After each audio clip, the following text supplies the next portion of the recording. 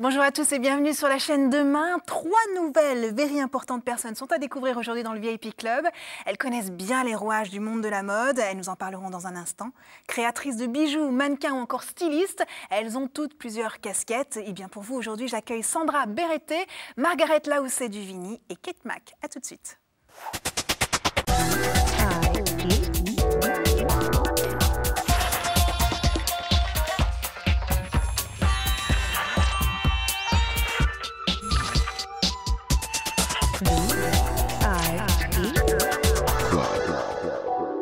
Et notre première invitée aujourd'hui, c'est la créatrice de bijoux Sandra Berreté. Bonjour Sandra, bienvenue. Merci, bonjour.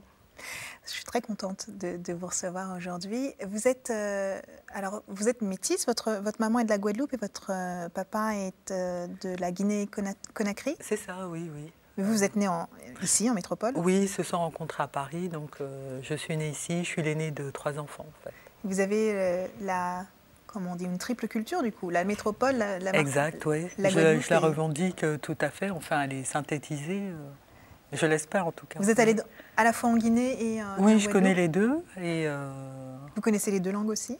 Enfin, mon père est mandingue, donc de l'ethnie de Salif Keïta, le chanteur. Donc il parle malinké. Je ne comprends pas tout, mais quelques mots. Et ma mère, bien sûr, depuis qu'on est petit, nous parlait créole. Donc, surtout quand elle vous disputait. Ouais, exactement, ça ressort immédiatement, oui. C'est un classique. C'est quelque chose qui est très présent dans votre identité? Oui, enfin, c'est ce qui ressort en tout cas, parce que à travers mon travail artistique, oui, parce que mon travail est perçu comme exotique. Ça m'a été dit en Angleterre, aux États-Unis. Enfin, la stylisation est quand même perçue comme étant exotique.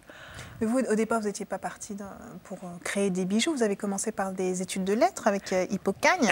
Oui. Vous étiez l'élite de la France. Oh là, ça c'est un bien grand mot aussi. C'est ce qu'on vous dit quand vous Oui, j'étais dans le seul lycée public parisien, dans le 7e. Victor de Ruy, donc j'étais en lettres classiques. J'ai eu en grec ancien une élève de Jacqueline de Romilly, la grande helléniste. Enfin, c'était vraiment. Et pendant vos études, donc pendant l'Hippocagne, vous étiez nombreux à être noirs, à être de la diversité française dans votre classe? Non, il y avait une Comorienne, je me rappelle très bien, à Fossa. Il y avait une Kabyle, un Marocain. Vous étiez. Voilà, on était 3 donc. Ouais.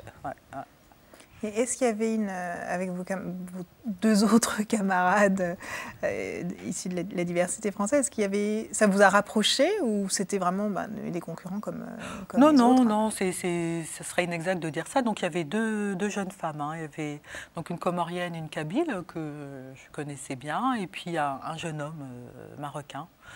Non, bien sûr, on était. Il y avait des affinités. Mais vous ne disiez pas que vous n'étiez pas nombreux quand même sur la promotion? Oui, bien sûr, oui. Mais est-ce que c'est la faute des sélections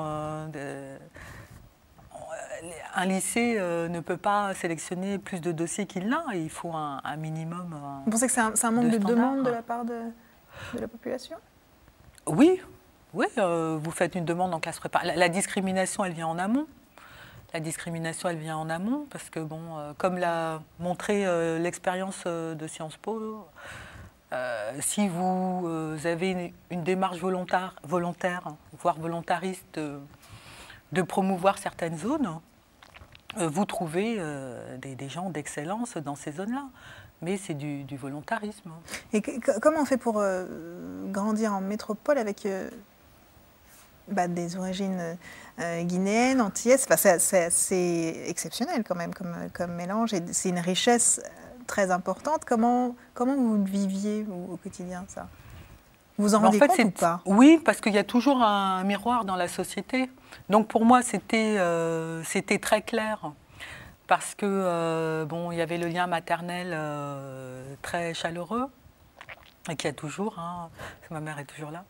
Et de l'autre, il y avait des racines très fortes d'une ethnie d'intellectuels, puisque les mandingues sont considérés en Afrique comme une ethnie d'intellectuels parmi d'autres. Mais enfin, j'ai été élevée dans cette mentalité. Donc déjà élitiste, même si on n'avait pas d'argent, mais il y avait une éducation élitiste. La culture était très présente à la maison? Oui, oui, oui. Et ma mère elle a toujours pris de bonnes initiatives. C'est-à-dire que très jeune, elle m'emmenait au théâtre, j'étais à l'opéra, on allait voir des expositions. Il y a toujours eu vraiment une démarche de double culture, d'ouverture d'esprit. Et ça, on peut pas, le pays, on ne peut pas l'acheter. Hein. C'est énorme. Ouais. Et vous avez fait les beaux-arts aussi? Vous avez bifurqué après. Alors oui, en fait, je suis passée les études de lettres. Parce que c'était pas moi. Et c'est petit à petit aussi en ayant des amis artistes. Encore une fois, il y a eu un effet de miroir hein, que même on dit mais ce serait une erreur parce qu'en fait, tu es une artiste. Mais mon éducation, mon parcours jusqu'alors ne me permettait pas d'avoir une identification en tant qu'artiste ou potentiel artistique. Donc c'est les rencontres qui ont fait que vous avez bifurqué de carrière? Voilà, voilà. C'est les rencontres qui ont éveillé ma conscience.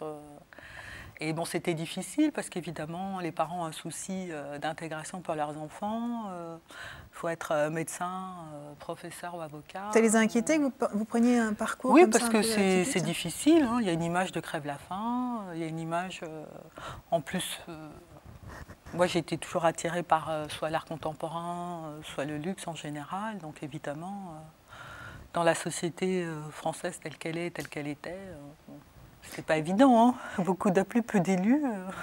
Vous avez créé votre ligne qui s'appelle Aude Saint-Lys. Oui. Pourquoi avoir choisi ce nom?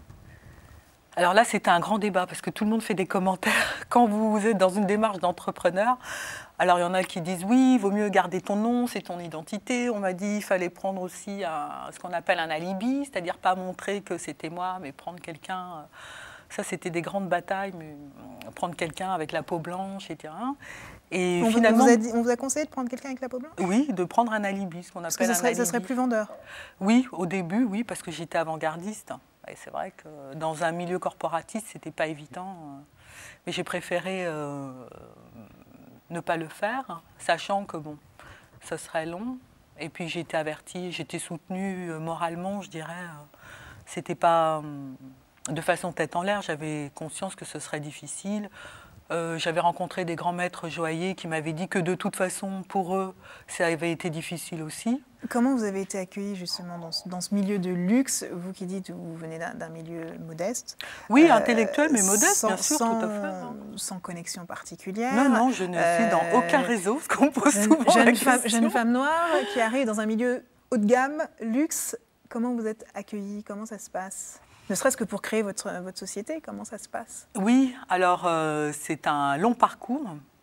C'est un long parcours. Encore une fois, j'étais avertie déjà par les grands maîtres, parce que de toute façon, la France n'est pas avant-gardiste. Il faut savoir aussi que la corporation, la bijouterie, joaillerie, est, disons, la moins avant-garde de tous les corps d'art appliqué.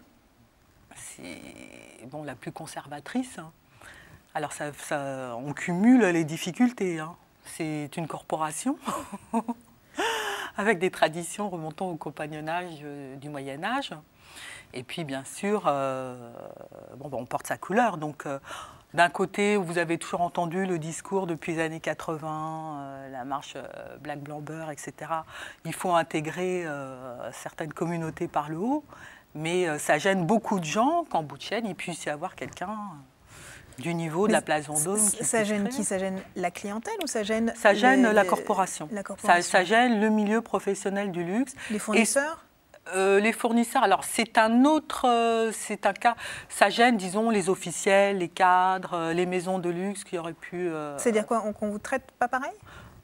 Oui, on m'a dit clairement à la Fédération française de bijouterie horlogerie, des grands, on ne me considérait pas, que mon travail, bien sûr, on s'est caché derrière l'exotisme, mais qu'on ne me considérait pas comme créatrice française.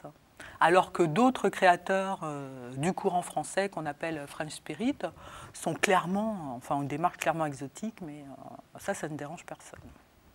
On va regarder une image, enfin quelques images de vos créations pour voir si c'est si exotique que ça. Hein, regardons en images ce que ça donne. Vous êtes seul juge, hein, je ne peux pas en dire plus. Alors ça, c'est quoi? C'est une bague? Ouais, c'est une bague, alors perçue, encore une fois, c'est pas mon opinion, hein, mais perçue comme très design, c'est vrai, très design. C'est les retours que j'ai eus sur cette bague, ça s'appelle Dingle Pearl. Donc là, c'était ma première, c'est une très très belle perle des mers du Sud, de 17-18 mm, donc c'est vraiment une très belle perle qu'on trouve chez les hauts joailliers, etc. Bague. Et ça, c'est une bague, alors c'est une bague de fiançailles à Want You. Ça, c'est dans l'autre gamme, j'ai une gamme moins chère, on va dire, hein, mais tout aussi créative, je l'espère, tout au moins. Et c'est en citrine et c'est une taille exclusive en biais, en vague, et je l'ai appelée vague d'amour. Donc vous avez... Donc c'est des grosses pièces qu'il faut beaucoup de brut, voilà. Donc ça, c'est taillé dans la masse du cristal de roche, toujours dans la deuxième ligne d'hélice. C'est une tête de lion. C'est une tête de lion taillée dans le cristal de roche, montée sur or, avec la crinière, l'or qui passe dans la crinière, comme ça. Ça demande combien de temps pour faire une pièce comme ça? Comme je suis assez conceptuelle, après, si vous voulez, il faut trouver les bons artisans et puis après élaborer. Hein, ça met des fois les prototypes 2 mois, 3 mois d'élaboration.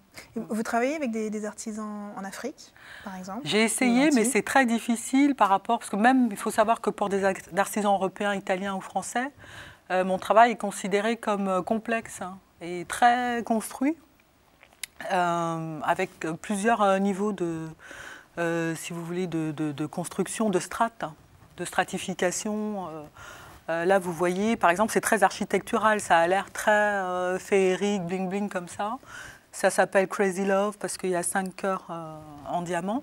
Mais en fait, c'est très, très architectural, c'est très construit. Donc j'ai essayé avec des artisans, des orfèvres du désert, du Mali, mais se pose un problème des délais et puis de standards de finition au niveau international.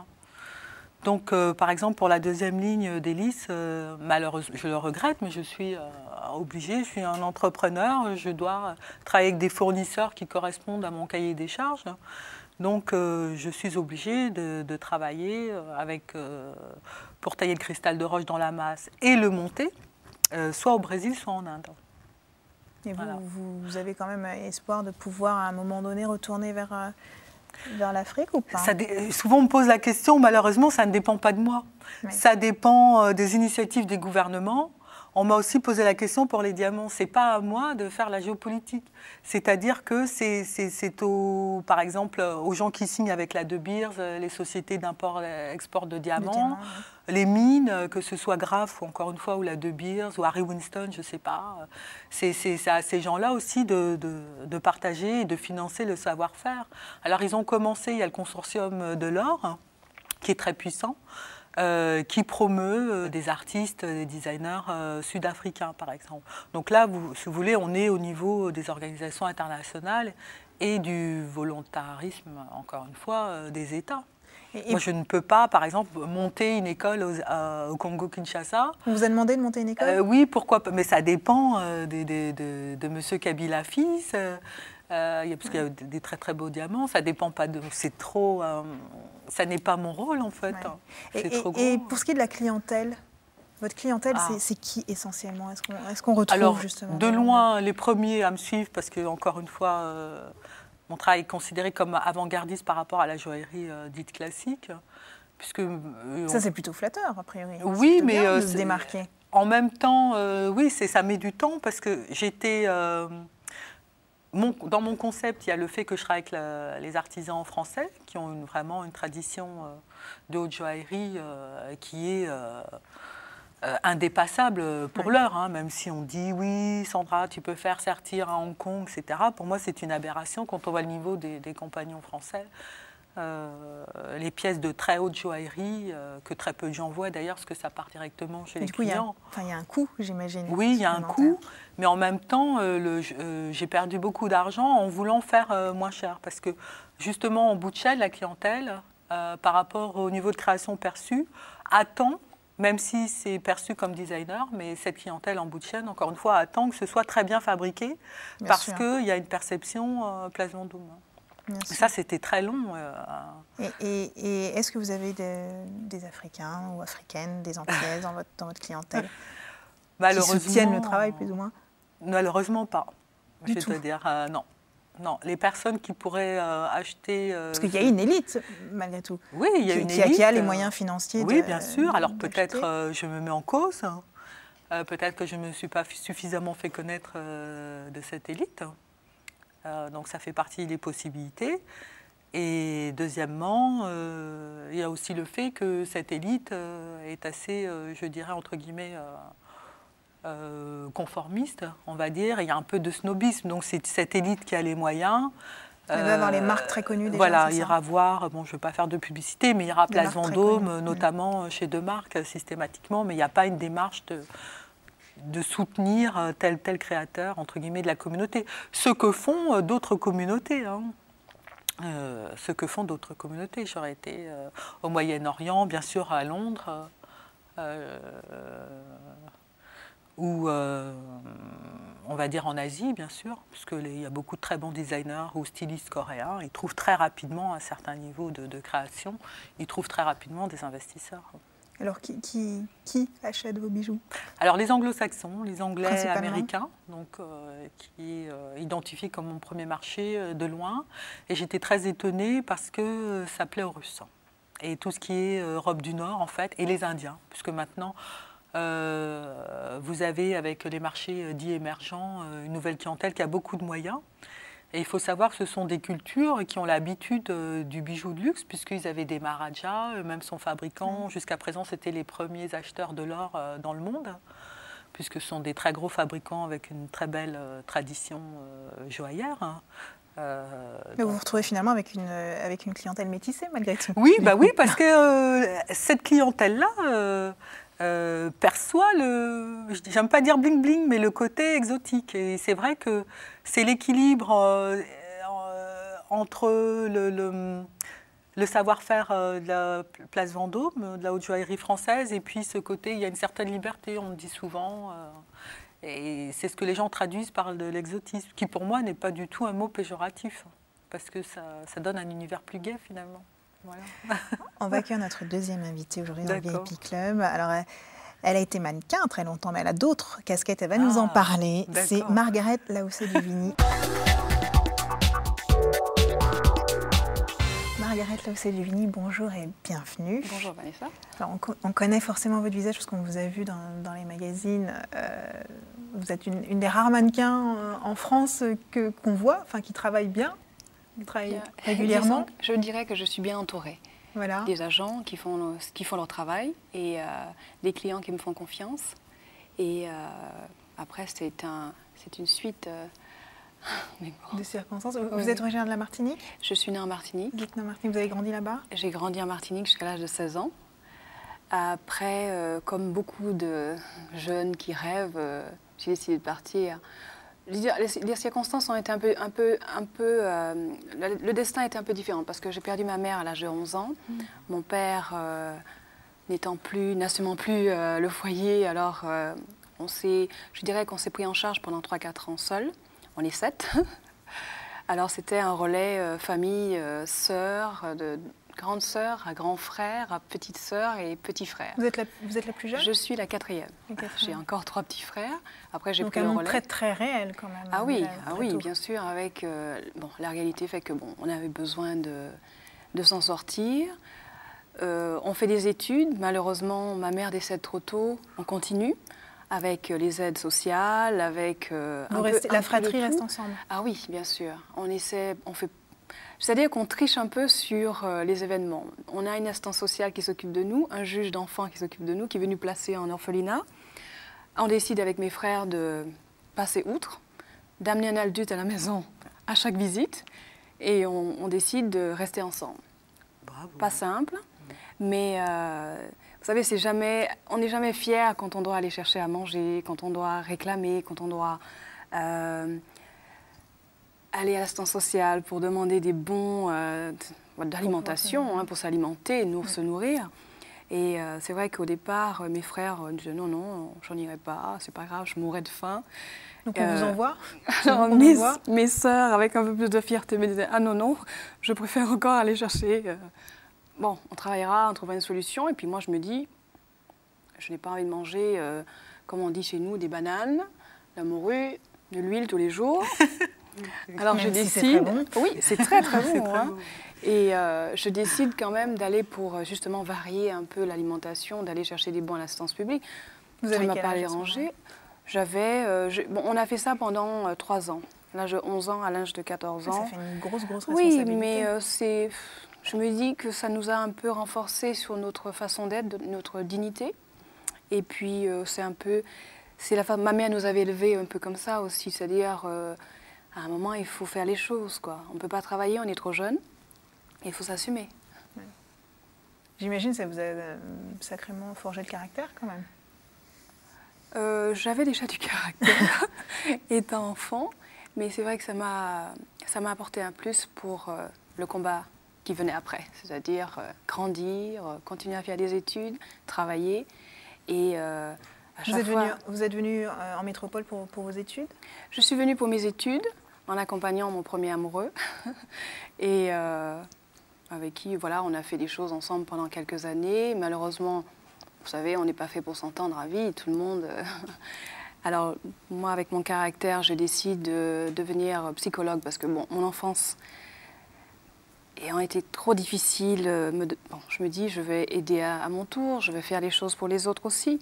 Et un bagage de psychologie, me dit, après j'arrête parce que je n'ai pas les moyens non plus de payer mes études. Encore disons, un projet mis à l'écart parce que, il faut payer les études. Demander une bourse, c'est très long. Je n'ai pas la patience. Et je commence à travailler comme mannequin. Oui, coup du sort, vous êtes repéré par un agent. Lors d'un dîner un soir à Paris, je suis repérée par mon premier agent, Fabienne Martin, qui, patronne de Femmes Internationales, décide de me donner, voilà, elle me dit, on essaiera, on verra, je ne vous promets rien, mais on fera ce qu'il faut. Et commencent les heures de casting, les heures de doute. Donc les heures de casting avec quoi, 200 filles pour un boulot? Des heures de casting avec... elle essayait plus ou moins de me protéger de tout ça, justement pour ne pas me décourager tout de suite en me disant « ça va pas être facile, mais on fera ce qu'il faut pour... mais je sais que tu as du caractère, tu y arriveras, on verra. » Et elle essayait toujours de me donner des castings où on était entre 5 et 10 filles. C'est-à-dire... Alors, ces castings, c'est quoi? C'est des castings des boulots précis. À ce moment-là ou pas? Non, des boulots précis où le client voulait une ethnicité. Il voulait un peu des visages, des caractères différents. Alors, ça me sauvait tout le temps. Quelquefois, j'ai eu droit au casting de 200 filles pour une fille noire. Et si par hasard on était 2 noirs, j'entendais... mais qu'est-ce qu'elle fout là, celle-là, elle n'a pas sa place ici. Et finalement, j'allais au culot avec le client et en disant, si elle peut représenter, moi aussi, je peux vendre votre produit. Et voilà, je suis là pour véhiculer votre image. C'est-à-dire que ça vous est arrivé d'aller à un casting où vous ne demandez pas une femme noire particulièrement? Au culot. Quand j'appelais l'agent ce matin, on me disait, non, c'est pas pour toi, le client ne veut surtout pas avoir de femmes noires, surtout pas d'arabes, surtout pas de chinoises, que des blondes ou peut-être quelques brunes. J'ai écouté, c'est pas grave. Je me considère pas. Je suis une femme noire, oui, mais j'ai grandi dans un monde. Voilà, je me considère comme une femme créole vivant dans un monde moderne. Je ne me suis jamais attachée à ma couleur. Je connais mes origines, je connais mon histoire. Mes parents sont nés français, mes grands-parents sont français. Je suis française. Alors pourquoi me mettre cette étiquette de dire voilà. Elle fait partie de... Voilà, elle est ethnique. Non, je viens pas de Papouasie orientale où on donne des... voilà, on dit vous êtes de telle tribu. Non, non, on est française. Oui, on est né français et on reste français. Et demain, si... on restera français. Alors c'est vrai que je n'ai jamais... baissé les bras et puis je ne mets pas ma couleur ni mes origines en avant pour exister. On va voir quelques images, justement, puisqu'il y a eu du travail. Il y en a encore, oui. On vous voit d'ailleurs. Alors ça, c'était pour Sophie Carson L'Oréal, pour, bien sûr, parce qu'il communique beaucoup sur les zones, je dirais, zones Afrique, Asie, Caraïbes.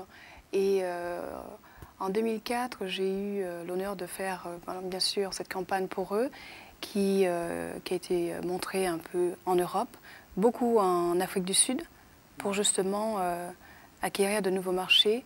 En Afrique aussi.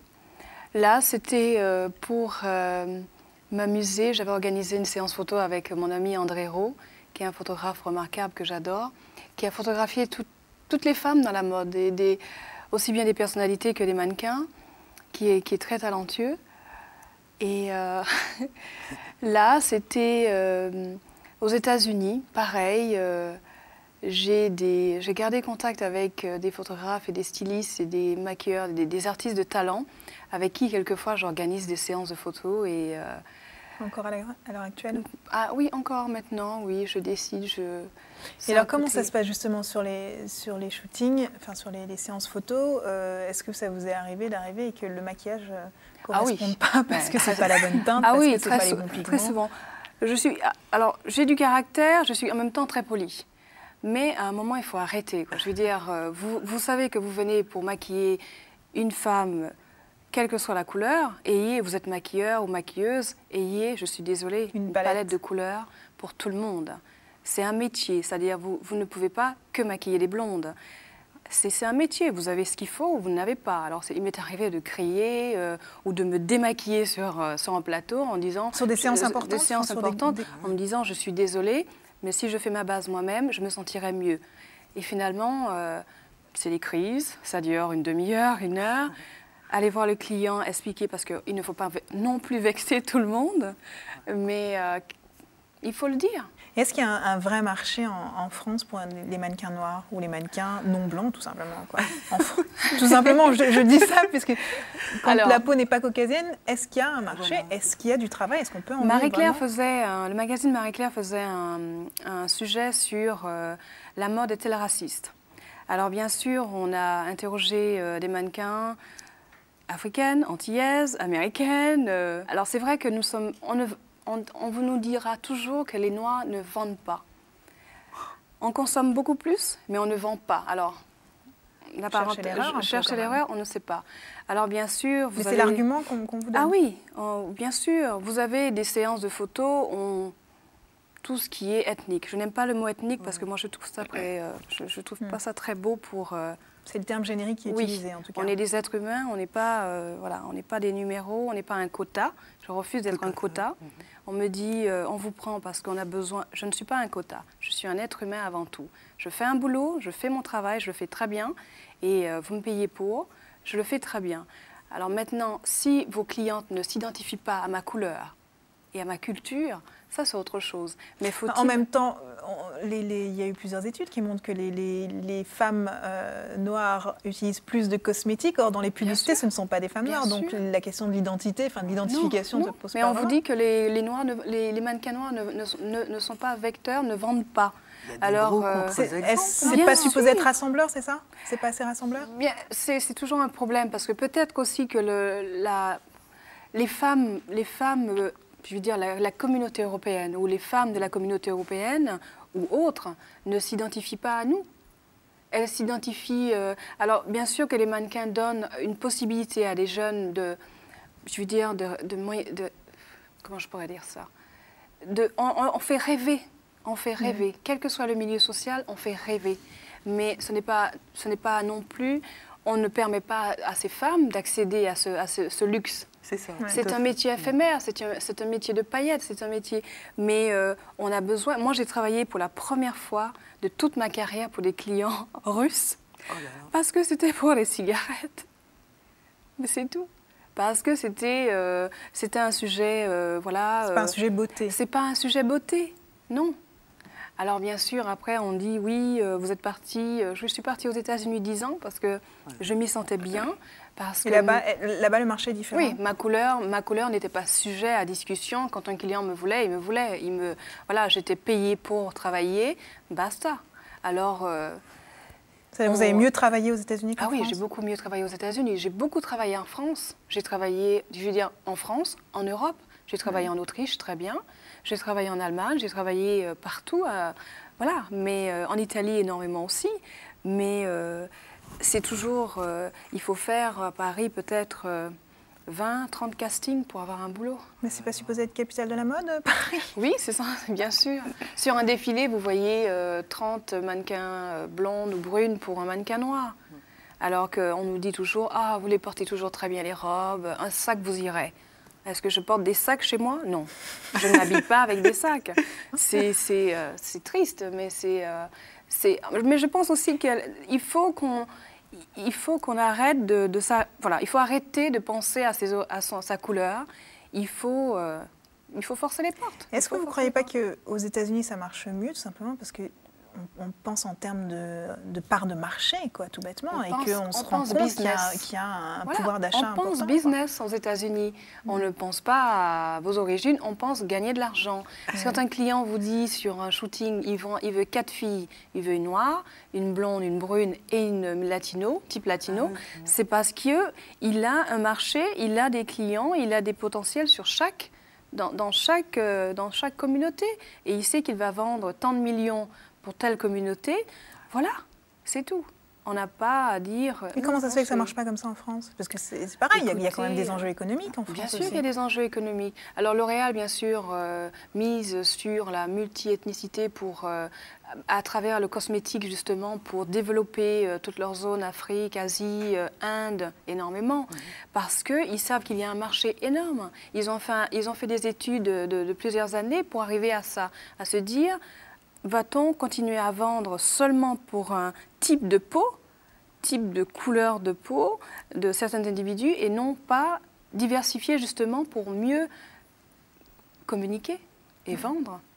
Puis alors il y a la question de la couleur de peau, il y a la question des cheveux aussi, parce que quand cheveux, on part dans c'est toujours un la question drame. des cheveux crépus, défrisés, pas défrisés, c'est toujours compliqué. J'imagine sur une séance photo, ça doit être... C'est toujours un drame. Moi, dans ma carrière, j'ai eu je ne sais pas combien de looks. Je me suis rasé les cheveux, j'étais grungeette, j'étais ethnique, j'étais hippie, j'étais classique, j'étais... Alors vous savez, c'est toujours un trop, pas assez. Alors on vous dit sur les castings, vous êtes trop femme fatale, vous êtes trop sexy, vous êtes trop noire, pas assez claire, trop blanche, trop jaune. À la fin, on se dit, bon, on va se mettre dans la peau de toutes ces femmes-là, et puis à chaque rendez-vous de travail, on se met dans la peau de ces femmes, vous savez, de ces détails. Donc il faut avoir des indications pour savoir comment se préparer pour aller à tel casting. Après, quand vous préparez pour aller à un casting, déjà vous vous renseignez sur le client, ce qu'ils font. Et moi je dis toujours aux jeunes filles, vous voulez travailler, mais ce n'est pas seulement aller être belle. D'abord, apprenez à connaître votre client, la marque, ce qu'il véhicule, ce qu'il communique, voilà. Ce dont vous allez travailler pour. Et à ce moment-là, vous pouvez parler avec le client. Et vous avez peut-être 10 fois plus de chances d'obtenir le contrat. Et là, vous êtes devenu, enfin, évidemment, ça fonctionne bien pour vous en tant que mannequin. Vous avez même créé votre société qui gère votre nom. C'était une étape obligée. Mais, disons, je me suis dit, si Tyra Banks, Naomi Campbell, Claudia Schiffer, elles le font, pourquoi pas moi? J'ai créé ma société, je peux facturer à mes clients directement, je peux sans passer par un agent. Sans passer par une agence, je peux gérer. Je connais très bien le métier, j'ai appris. En travaillant, j'ai appris. Je peux très bien communiquer pour moi-même. Et voilà, tout simplement, c'est pas compliqué. Vous êtes investi également avec plusieurs associations. Vous soutenez plusieurs associations, notamment une association mécénat chirurgie cardiaque. Oui. En quoi ça consiste? Alors, bien sûr, en faisant parce que bon, je fais, en plus de la mode, je fais des rallyes automobiles. Alors, on est amené juste quelquefois à supporter des causes.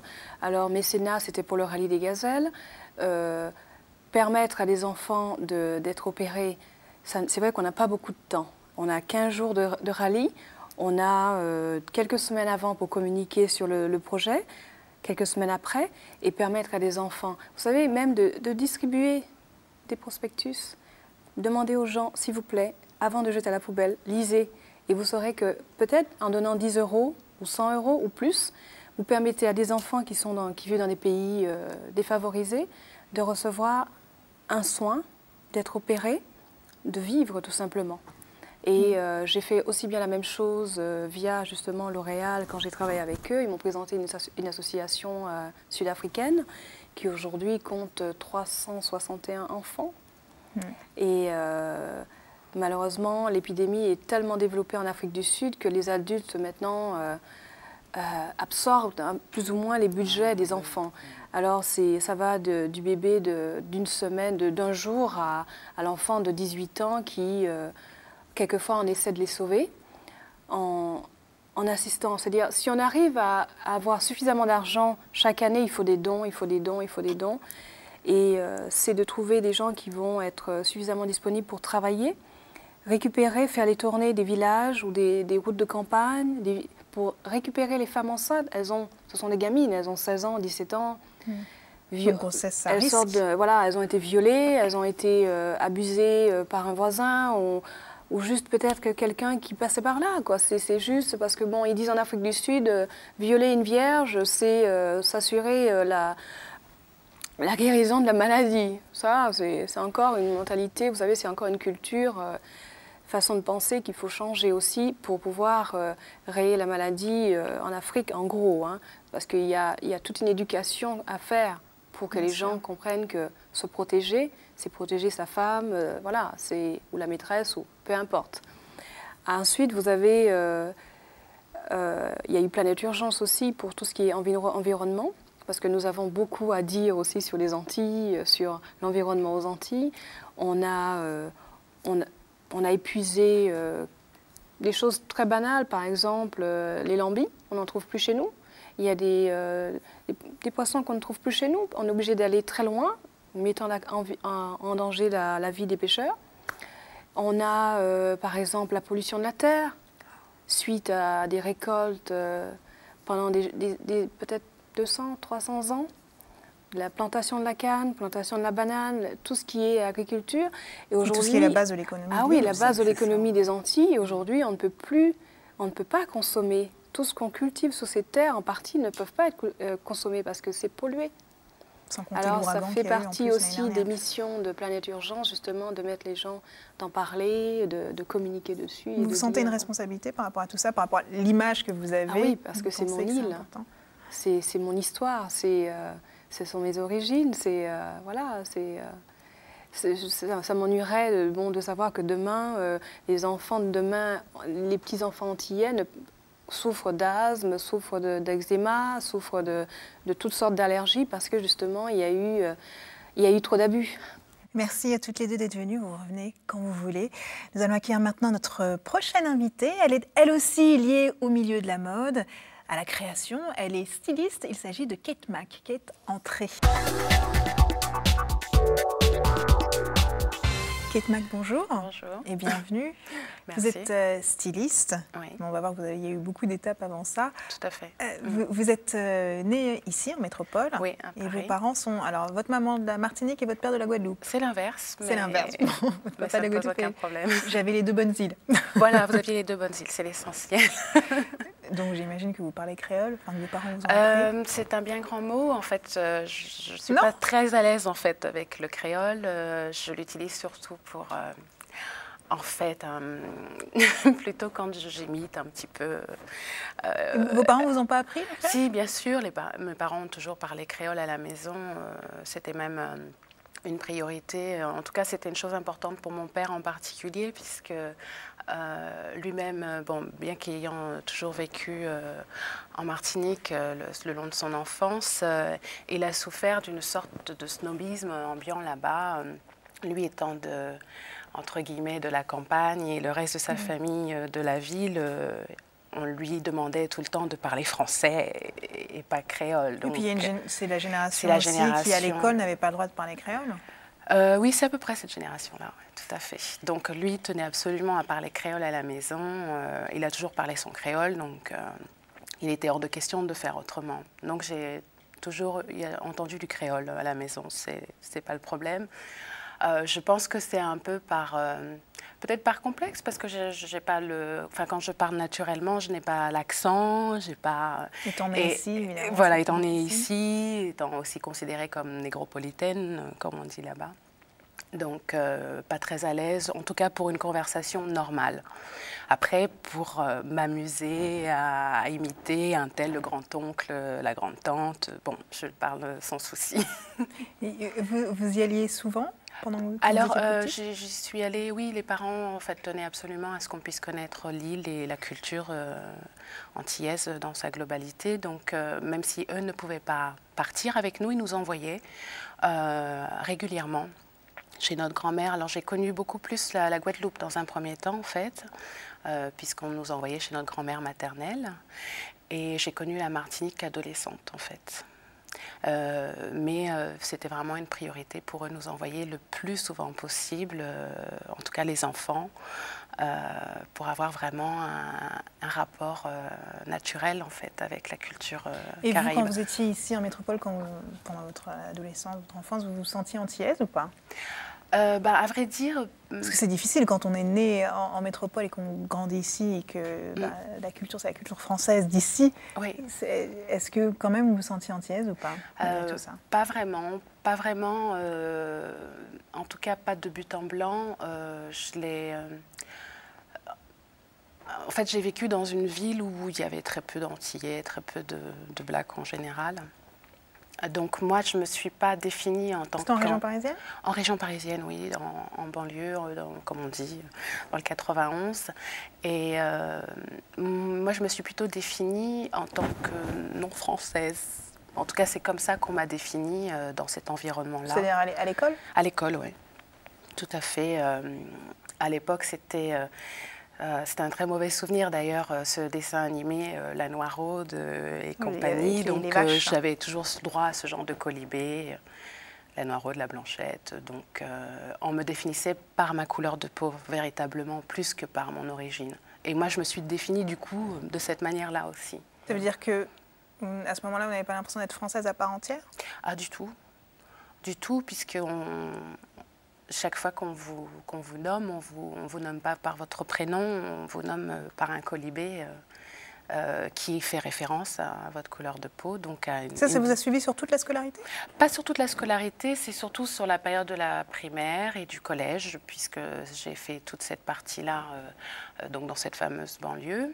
Ensuite, les choses se sont, entre guillemets, arrangées, arrivée au lycée, puisque je me suis retrouvée dans une ville où la mixité était beaucoup plus évidente. Donc là, c'est la libération, j'imagine. Ah oui, non, mais là, c'était un changement radical. Là, je me suis sentie vraiment bien, puisque je retrouvais des gens qui me ressemblaient, ou des gens différents aussi de moi, mais il y avait vraiment des gens, enfin, une diversité de tous les milieux, de toute origine. J'avais des camarades de classe portugais, africains, antillais, peu importe, on était tous mélangés. Un visage varié en tout cas. Un visage varié, oui. Et alors, vous avez fait des études d'anglais au départ, une licence d'anglais? Alors ensuite, oui, j'ai poursuivi mes études à la Sorbonne, où j'ai suivi une formation donc, en langue et civilisation étrangère. Vous avez bifurqué vers les cosmétiques à un moment donné? Vous avez travaillé pour une des marques pionnières, il me semble, tout à fait, oui, pour les peaux noires. Pour les peaux noires et métissées. C'était militant? Oui, c'était militant parce que forcément, de par mon expérience, j'ai développé un côté militant. En tout cas, j'avais envie de servir, entre guillemets, au mieux les miens, puisque j'avais constaté que, bon, il y avait beaucoup de difficultés pour trouver des produits cosmétiques adaptés. En fait, pour comprendre un petit peu mon cheminement, c'est effectivement, étant toujours un petit peu mis à la marge comme ça, j'ai essayé de développer une esthétique qui m'était propre, que ce soit par des créations vestimentaires que j'ai commencé à réaliser très tôt, et aussi par une expression de par les coiffures, maquillage et autres, enfin développer vraiment quelque chose, d'une esthétique qui me soit propre, parce que je ne me retrouvais pas ni dans les magazines, ni dans les gens autour de moi qui me stigmatisaient. Et donc, il y avait ce besoin de créer, du coup. Oui, besoin de créer et de défendre des produits ou des choses qui nous correspondent bien, qui nous mettent en valeur. On va continuer la discussion, mais on va voir quand même quelques images, ce que vous faites maintenant.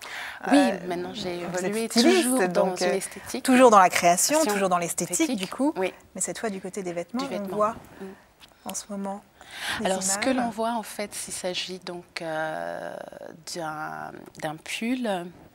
Un pull en laine bouillie, un pull égyptien, que j'appelle égyptien, donc avec très graphique, avec toujours la taille appuyée, puisque j'aime beaucoup que les formes, enfin que la femme soit mise en valeur dans le vêtement, et un pantalon en laine et cachemire, coupe droite, tout ça. Oui, des belles matières.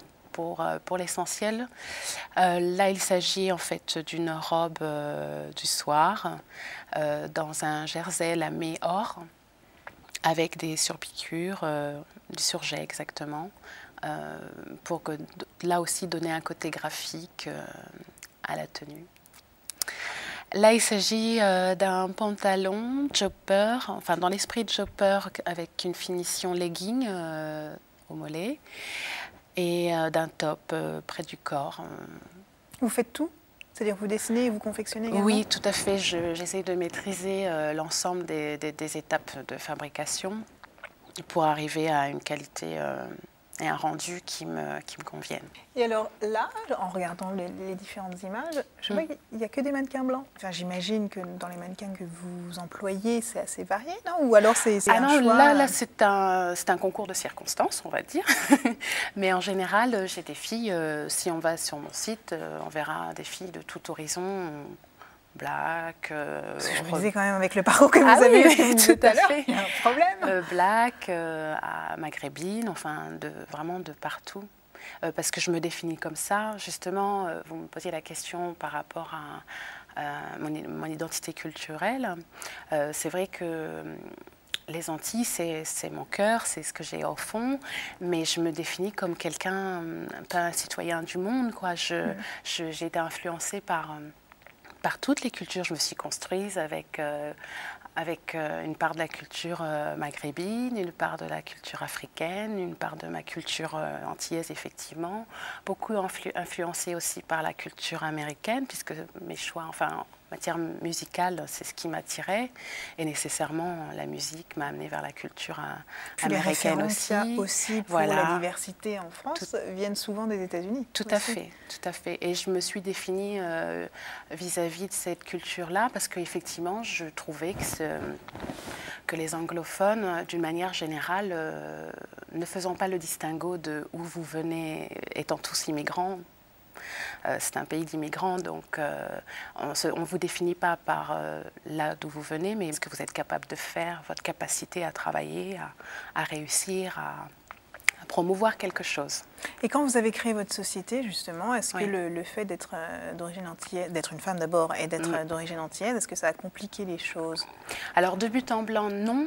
En tout cas, si on prend en considération juste l'aspect création, c'est une formalité administrative. Je parlais plutôt des financements, des fournisseurs, des choses comme ça. Alors, le financement, le financement était propre, donc la question s'est pas posée. La question s'est posée au niveau de la création du compte en banque, notamment, où effectivement, il a fallu faire jouer le réseau, parce que si je me présentais seule, on ne vous fait pas confiance, quoi. Vous n'êtes pas crédible. En plus, je ne suis pas quelqu'un qui s'impose d'emblée. Je parle là de ma personnalité propre. Donc, nécessairement, vous êtes vite mis à l'écart. On ne vous prend pas en considération et on ne vous prend pas au sérieux du tout. Mais vous savez que c'est parce que vous êtes...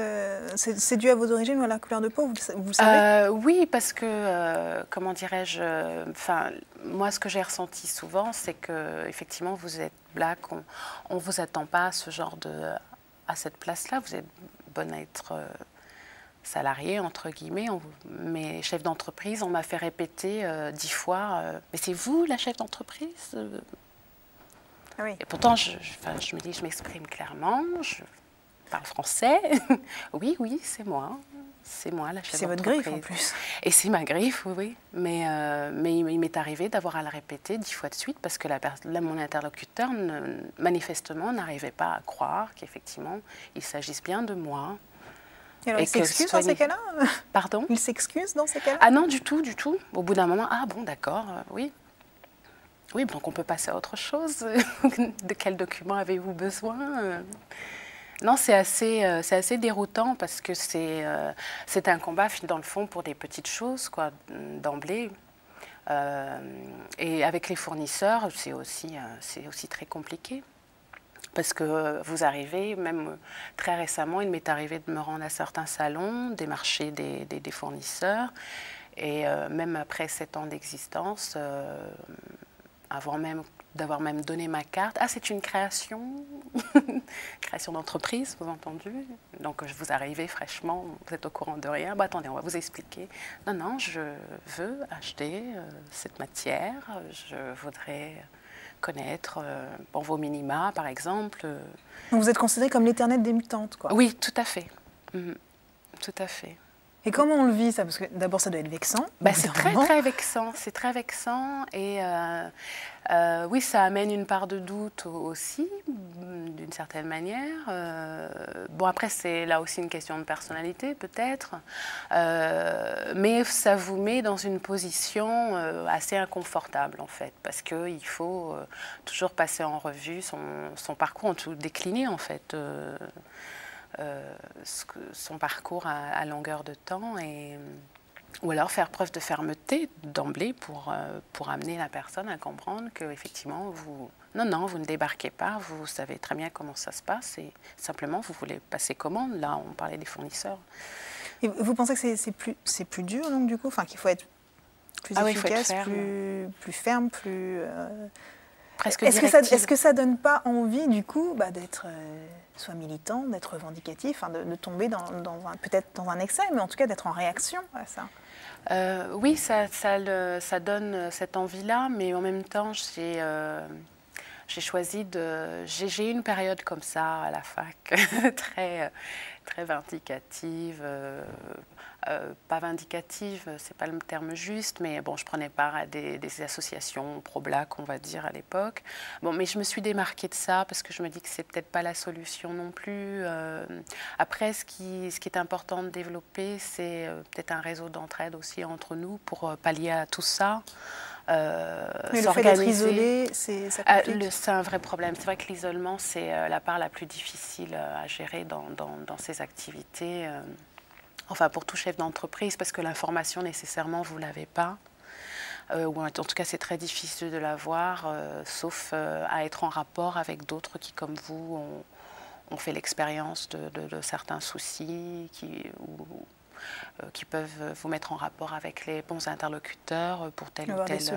et trouver des solutions adéquates. Ouais. Est-ce que, comme c'était le cas pour Sandra Berreté qui était là tout à l'heure, oui. Est-ce qu'on classe votre travail comme étant exotique ? On a essayé de le faire, mais je crois que c'est aussi en réaction à ça que je suis aussi... que ma culture est si peut-être imperceptible dans ce que je fais, parce que je ne veux pas, justement, et le choix du nom aussi est un choix aussi volontaire pour brouiller les pistes, parce que malheureusement, j'ai cru comprendre que pour avancer, en tout cas pour essayer de faire un parcours, on va dire, honorable, il me faut quelque part me cacher derrière... quelque chose qui ne soit pas marqué. Un pseudo qui sonne anglophone. Tout à fait, oui. Anglo-saxon. Oui. Et effectivement, on ne peut pas mettre, on met pas de couleur, on met visage. Et moi, personnellement, d'ailleurs, j'ai choisi de ne pas me mettre en scène, entre guillemets. J'ai pas... Bon, naturellement, c'est-à-dire que par exemple, sur votre site, vous n'apparaissez pas. Pas très clairement, non. Il faut chercher, il faut fouiller. C'est volontaire. C'est volontaire, oui. Parce en même temps, est-ce que ce n'est pas frustrant? Parce que c'est votre travail, c'est votre énergie. Oui. Et devoir se mettre en retrait parce qu'on se dit que les gens vont réagir de telle et telle façon, ça doit être quand même assez compliqué à gérer. C'est vrai que j'ai un peu, pardonnez-moi l'expression, le cul entre deux chaises. C'est vrai que d'un côté, j'ai envie d'assumer une certaine fierté quand même à avoir fait ce parcours, enfin de là où je suis partie sans rien. Sans connexion, sans... Oui, voilà. Et d'un autre côté, ce qui m'est arrivé, si vous voulez, c'est aussi en réaction, si j'ai choisi de me mettre en retrait. Il m'est arrivé sur mon point de vente d'avoir des clients très emballés par le produit. Et puis, XY vient dire que voilà, c'est elle la créatrice. Et puis là, il y a tout un tas de problèmes. Finalement, elle ne prend pas l'article. Donc ça, je l'ai très mal vécu. Et c'est vrai que, bon, pour le coup, je me suis dit, bon, faudrait peut-être mieux pas... Même tout en étant sur le point de vente, il m'arrive souvent de faire la vendeuse et pas la créatrice du tout. Ah oui, donc, on vous prend pour la vendeuse sur le... Enfin, moi, je me comporte comme ça. Je ne vais pas nécessairement de but en blanc. C'est étrange, parce que du coup, vous avez adopté un comportement oui. qui est surprenant et puis qui est surtout ce que souhaitent les fournisseurs qui agissent mal, quoi. Ils vous mettent à une certaine place, oui. Et là... Ouais. De vous-même, vous la prenez cette place-là, c'est étrange. Bah, ça m'est arrivé, oui, ça m'est arrivé. Bon, après, ça ne pose aucun problème quand je sens que la personne a une certaine ouverture d'esprit, etc. Mais bon, vous avez des gens qui sont assez étroits et face à des gens comme ça, je préfère... Et en 7 ans, vous avez l'impression que le métier a évolué? Enfin, que les mentalités ont évolué ou pas? Non, il y a encore beaucoup de travail. D'accord, donc en 2008, rien n'a changé, c'est ce que vous êtes en train de me dire? Non, parce que moi, je sais que je me suis installée récemment dans un quartier parisien et c'est vrai que d'emblée, on m'a pris pour la mécanicienne, on va dire, par exemple. Et de réaliser que j'étais la créatrice, je me suis entendue dire une fois par une personne qui passait oh, vous allez rester 1 an, vous ne serez plus là l'année prochaine. Et ça fait 2 ans et demi maintenant que je suis là, et je sens que ça peut poser des problèmes à certaines personnes. Donc, bon, on passe au-dessus de ça. Vous avez l'impression de déranger? Oui, d'une certaine manière, ouais. Pour certaines personnes. Pas toutes, hein, je ne mets pas tout le monde dans le même panier, mais bon, malheureusement, il y a aussi une partie de la population qui fonctionne comme ça. Donc, on passe outre ça et puis... Vous avez quand même aussi reçu, j'imagine, des encouragements, tout à fait, du soutien, peut-être des mains tendues. Bien sûr, bien sûr. Heureusement. Parce que sinon, le tunnel paraît très très long quand même. Non, c'est compliqué. Non, mais c'est vrai que... si vous voulez, d'emblée, je m'étais dit, bon, je vais avancer vers un secteur... qui est celui de la mode, qui est celui de la culture globalement. Qui est difficile d'accès d'une manière générale. Déjà. Tout à fait, difficile d'accès. Il y a beaucoup de candidats, il y a très peu d'élus. D'élus, c'est vrai. Déjà au départ. Après, c'est une question aussi de rigueur, parce que c'est un métier qui présente beaucoup d'exigences. C'est-à-dire que beaucoup de gens se font une fausse idée. Ils voient effectivement l'aspect paillettes, on est mis en scène, si on défile 1 ou 2 fois par an. Mais bon, moi, j'arrête pas de rappeler que ce soit mes candidates stagiaires ou autres, ou d'autres stylistes qui, comme moi, démarquent. Bon, ça, c'est 10 minutes 2 fois par an si on défile. Si on ne défile pas, voilà. Le reste du temps, c'est énormément de travail et il y a des contraintes quand même. Très naïvement, moi, je me disais que c'était plus compliqué quand on était mannequin, enfin, quand on était exposé, quand il y avait l'image. Mais je me disais, a priori, c'est le talent, donc il n'y a pas de problème. Je me trompais totalement. Tout à fait. Non, c'est un milieu qui est quand même très... et c'est là où je voulais en venir tout à l'heure, c'est qu'a priori, on se dit que c'est la culture, c'est l'art, ça va être très ouvert. Et en fait, pas du tout. Il y a un côté assez conservateur, ambiant, qui est bien là. Et on va choisir enfin, quand vous regardez, très franchement... le paysage de la mode, depuis, je sais pas moi, 20, 30 ans, il y a toujours eu qu'un styliste black comme ça qui arrivait à faire son trou. Zulibet. Voilà, pour le français, oui. D'ailleurs, qui a été un modèle pour moi. Pour moi, c'était une révolution.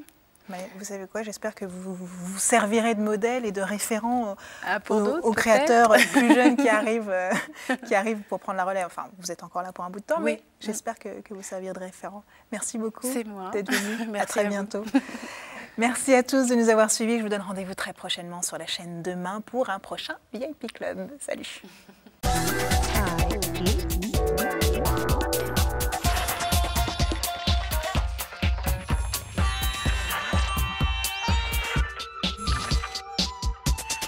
Blue.